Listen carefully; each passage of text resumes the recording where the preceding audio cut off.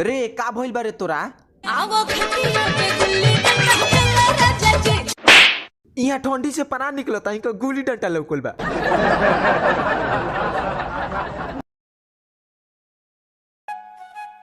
अकेली न बाजार जाया करो। हाँ बोला। अरे का भइल बा हो? देवरा के देनी ना चुमा तो मरले बपायना से। अरे बाप रे सगरो से नाक में दम कइले बारन सो। सुन रही हो? हाँ बोलिए ना। जा रहे हैं रांची शूटिंग पे।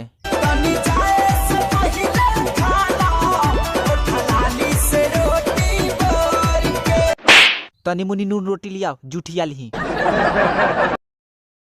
भौजी ई बनरी खानी मुंह लटका के काहे बैठल बारू? लाज के बता कहि के भाता पे सुत सौतिन के लेके 500 हजार रोज दे के। अरे ते में चिंता के का बात बा? तू 10 गो रुपया लेके 5-6 गोरा के साथे सुत।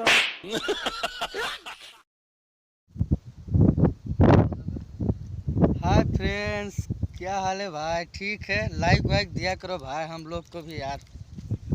इतने मेहनत से वीडियो बनाते यार, एक लाइक भी नहीं आता यार तुम लोग का यार। प्लीज़ लाइक करो।